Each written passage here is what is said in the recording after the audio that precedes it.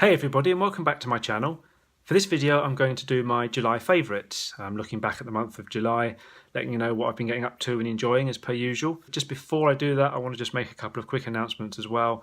The first is to mention the charity Abseil I'm doing in September. I've done a whole video and blog post on it, so I'm not going to go into much detail here. Suffice to say, I'm doing an abseil off the Orbit Tower in the Olympic Park in London to raise money for Knightmare Research at Moorfields and University College London. So I've set up my Just Giving page at justgiving.com/wellinever. That's with the word I in the middle, just like my blog name. So I've had a few donations coming in on there. So I just want to give a shout out to Claire, because she donated £30. She's a friend of mine who's also doing the abseil, so we've supported each other. I've also had a donation come in on the day I'm filming this from someone called Manka, who's donated £20 and said in their message that they're doing it not just for relations of theirs, but also for everyone with nystagmus. So that was very, very kind of you, Manka. Thank you very, very much. I've had other anonymous donations come in as well. I've had donations from people at work and from the family.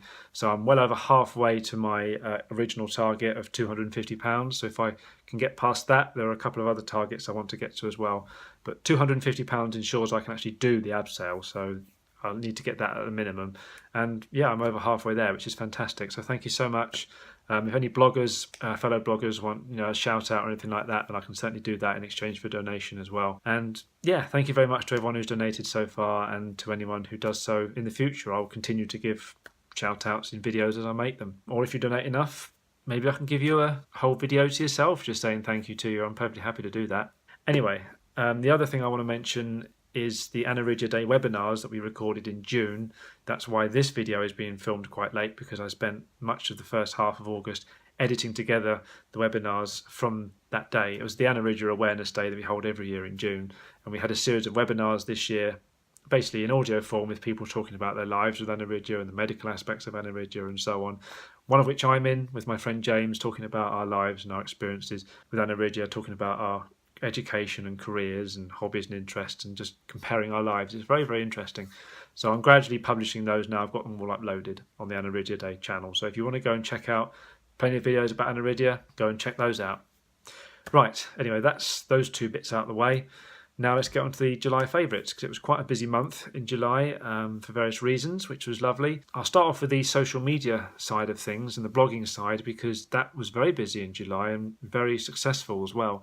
Firstly, I published two quite epic posts about my visual impairment aids and gadgets, like my monocular, sunglasses, Freedom Pass, etc., which the RNIB shared on their Facebook page, and it got a huge response there, with lots of people sharing the things they use and commenting that I mentioned some things that they didn't know about. So it prompted a very good discussion, and lots of people gave great feedback on it, which was fantastic. And then as a sequel to that, I also did a video about my iPhone and the accessibility features and apps that I use on there, another comprehensive overview, if you like. So that went down well too, and it means in the future I can do kind of little update videos as and when I get new gadgets or update my phone or whatever. So yeah, thank you to everyone who liked and shared those posts. I also had a guest post on a blog by Kelsey. His blog is called Consider Yourself Warned. You might also know it as Could Be Kel from the web address. And he's been doing a lovely series called Celebrating Diversity Amongst Bloggers, where he invites various bloggers to submit stories about themselves, basically just telling us about their experiences in their life, just to give you an overview of what their life is like. And I was one of them. I was very happy and flattered to be asked to contribute. And yeah, he featured me, and he's featured many other wonderful people. So do go and check out Kelsey's blog. I'll put a link in the description, obviously. And then the other big thing that happened on the blogging front in July was with a group called Yoocan. Yoocan is a community site where lots of people with disabilities, all sorts of disabilities, post basically stories about their lives and their experiences to give a very positive, view of disability, showing that disability doesn't hold you back. You can still live your life, still be successful. There are loads of wonderful stories on that site. Whatever disability you have, there'll be someone on there you can relate to. And there's various, articles giving tips and advice from people as well. So my story was featured there earlier in the year in their story section. Then they reposted it again in July in their blog section. So it's now on their website twice, which is very flattering. But this time they had also added me to their Instagram feed, and so they were going to post a short summary of my story there as well. And in doing so, they also wondered if I'd take part in another little project they're doing, where they're asking people to hold up a handwritten quote, like a motivational quote, an inspiring quote, a quote that means something to them, basically. So I had to think about it, and I didn't want to pick something just too obvious and generic that everyone quotes. I thought I'll try and make it something original that really means something to me. And the phrase that popped into my head was something from Only Fools and Horses that I then adapted. Only Fools and Horses is a sitcom here in the UK, a classic sitcom that I love.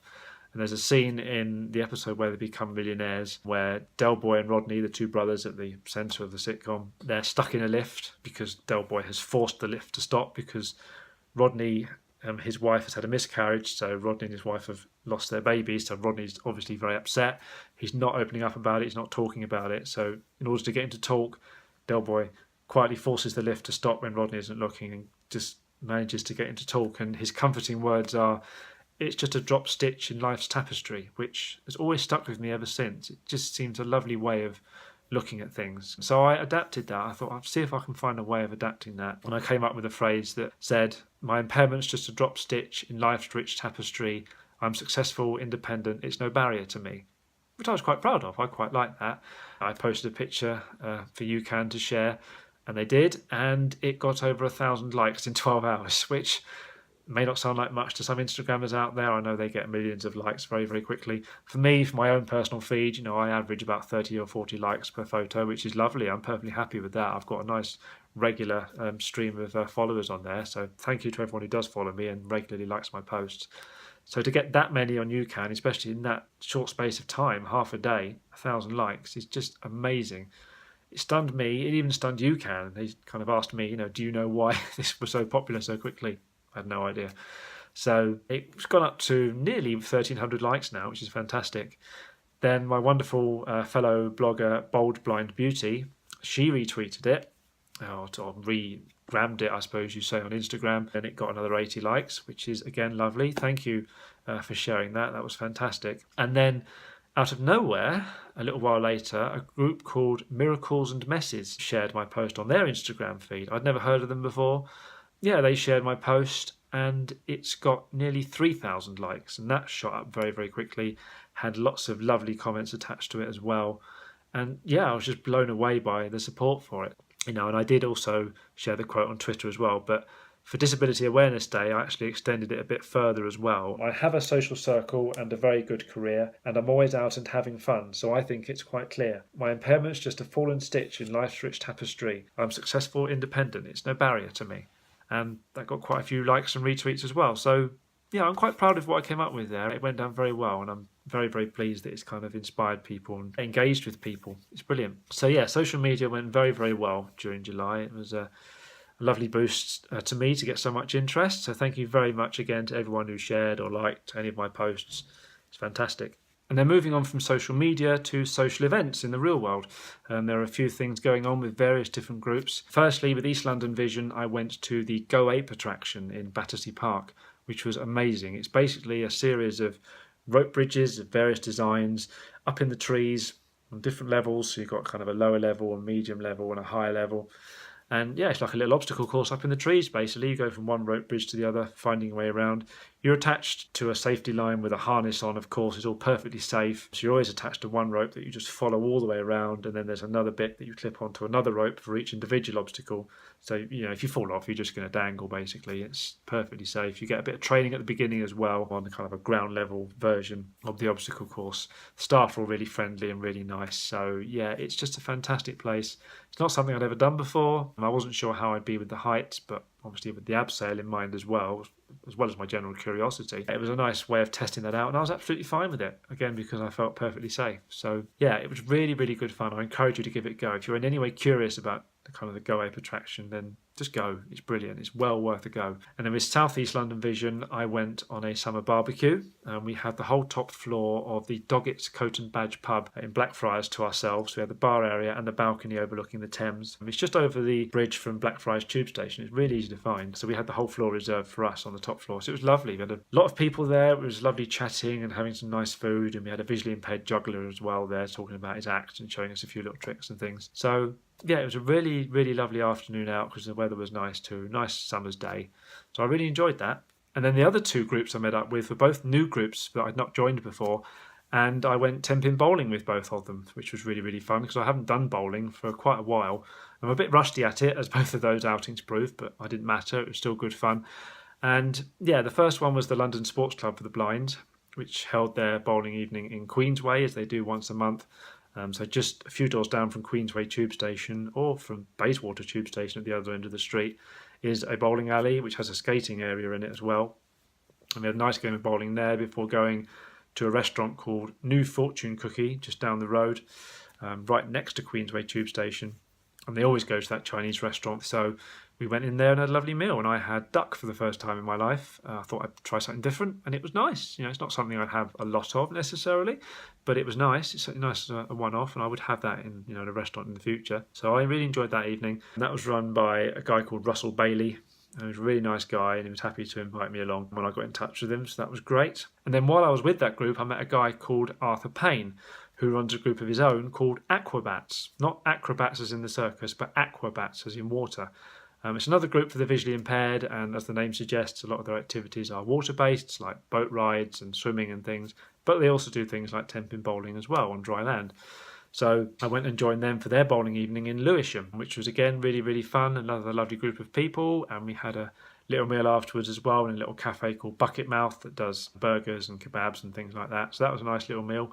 So yeah, it was another lovely night with them. So I'm going to try and keep up with the bowling nights of both of those groups. Not every single month. I won't be able to make it every single month, but I'll try and keep up with them regularly. And I'll try out some of their other activities as well, of course, as and when I get the chance. So I was very glad to have met another couple of groups of people that I can do activities with. It's just increasing my variety more and more, which is fantastic. And then I also went to a few museums and galleries as well during the month, as I like to try and do.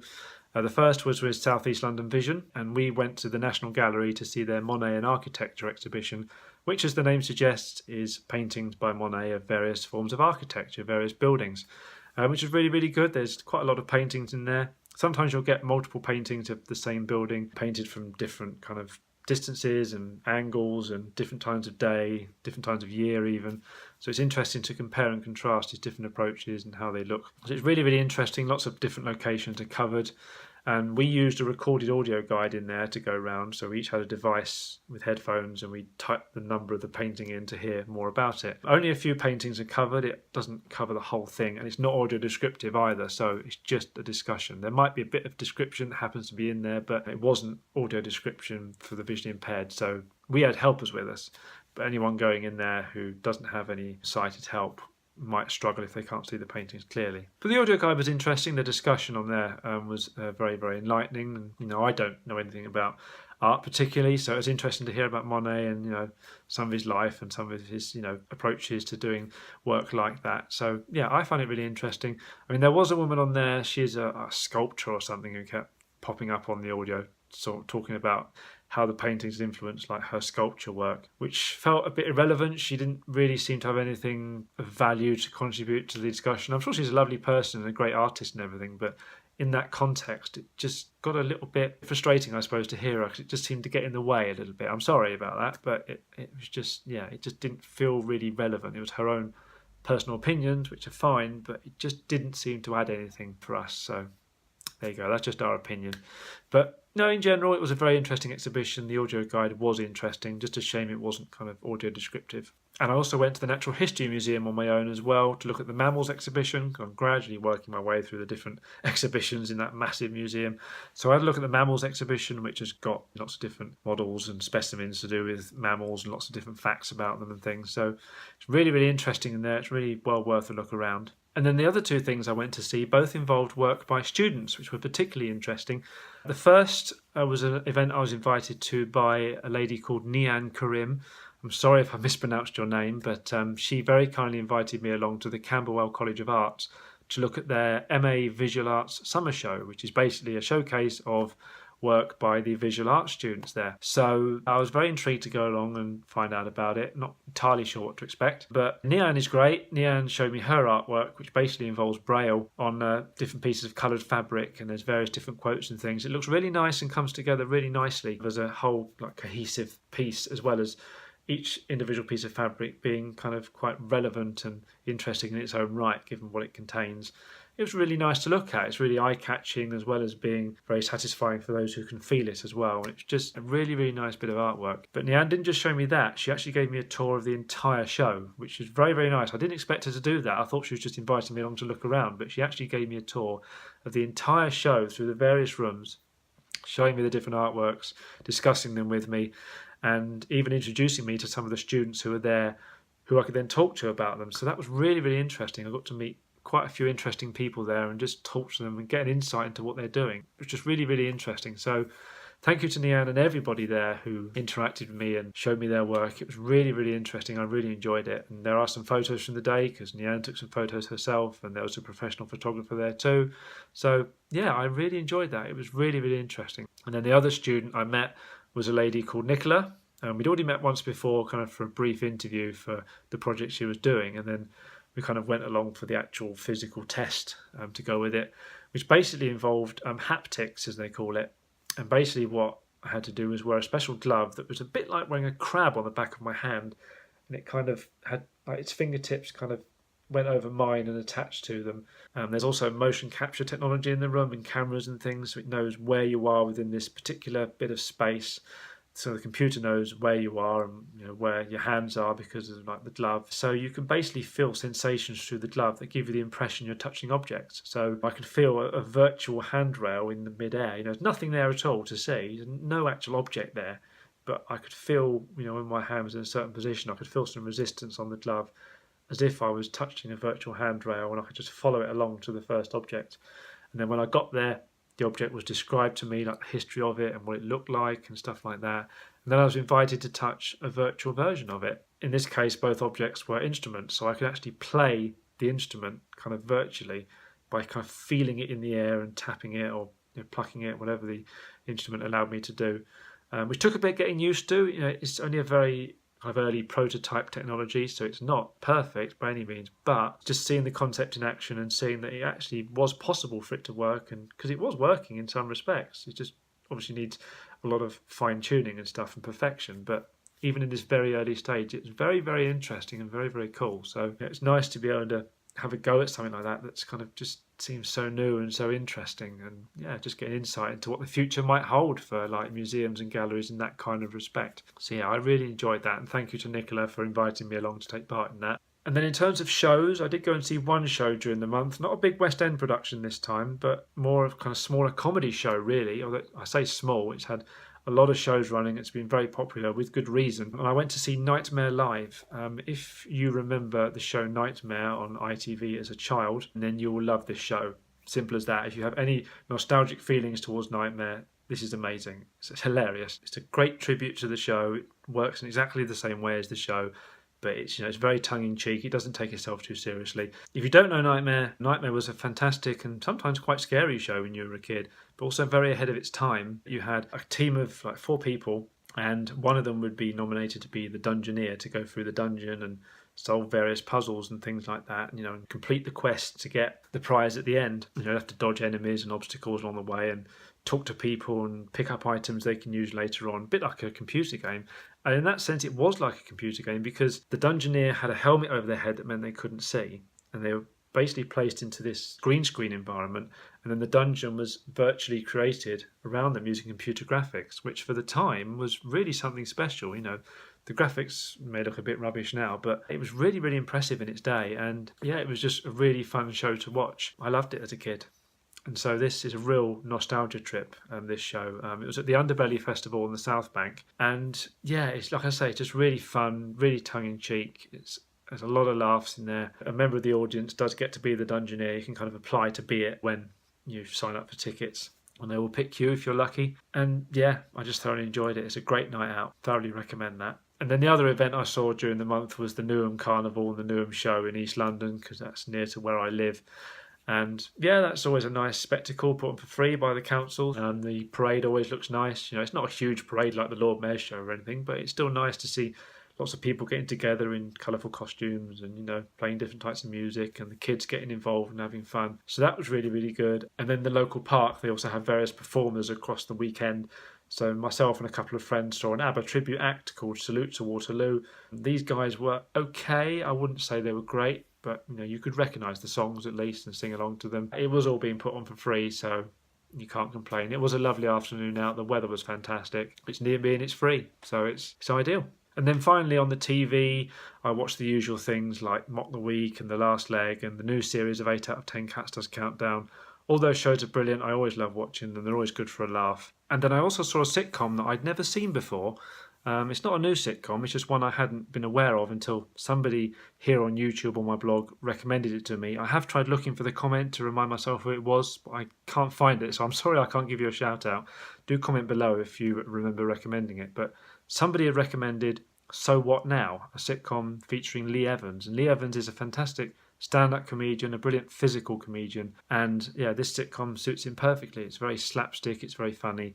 It also features the guy who plays Spudgun from Bottom. That's where I know this other guy from. And they make a great pair together, and it's just really silly, really funny, and it only ran for one series apparently, which is a shame because it would have been fun to see more episodes, but I did manage to find the series on YouTube. It is really, really good, and there's some bloopers as well out there, which, it being Lee Evans, are also funny in their own right. So yeah, So What Now? I can recommend checking that out after somebody recommended it to me. Thank you, whoever you were. And then to finish with the radio, my mother and I like to listen to the Monday night comedies on Radio 4 at 6:30.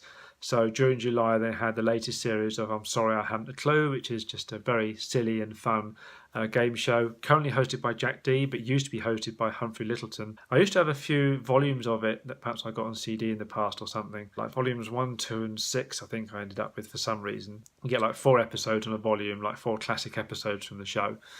And I was looking on Audible out of curiosity, and I found these separate volumes, but then I also found a box set, 2 box sets in fact, each called The Treasury, and they're basically box sets of all the different volumes that the BBC released from the show. And there's loads in there, and you can just buy all these volumes as one box set, which if you subscribe to Audible means they're just £1 each. So rather than buying all the individual ones and wasting lots of credits, you can just use 1 credit to buy an entire box set. So you basically just pay 2 credits for both box sets. So I did. It's great value for money because you get hours and hours and hours of it. You get, I think, like 18 hours per set or something like that. So we've bought those and we're now listening to those as well. Kind of, well, while we're having our dinner in the evenings, we'll put one of those on. So if you like I'm Sorry I Haven't a Clue, then those box sets are really, really good value. I mean, if you've already bought the individual volumes, then it's a waste of money. But luckily, I'd only had a few that perhaps either my parents or myself had bought in the past. So it was well worth the credit for me. And that's it. Those are the last things I wanted to mention for July. I hope you enjoyed watching that and found it interesting. It'll be time to do my August favourites soon as well. There's been a few bits and pieces going on this month. Apart from editing the Aniridia Day webinars, there's still been some interesting stuff I'm getting up to, including right now. You might notice from the backdrop, perhaps if you recognise the curtains, that I'm in a Premier Inn because I'm having a little mini break around my birthday. So yeah, it's been nice to get away for a few days and catch up with some people I haven't seen for a while. So I'll mention that in my August favourites as well as a few other bits and pieces. And then September, I've got quite a few exciting things planned, including, of course, the Abseil. So, I apologise in advance if I bang on about that on social media, but obviously it's my first fundraiser, it's my first Abseil.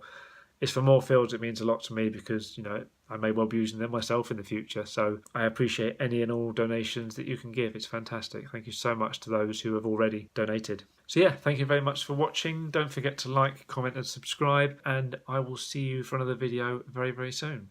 Bye. Thank you for the music, the songs I'm singing. Thanks for all the joy.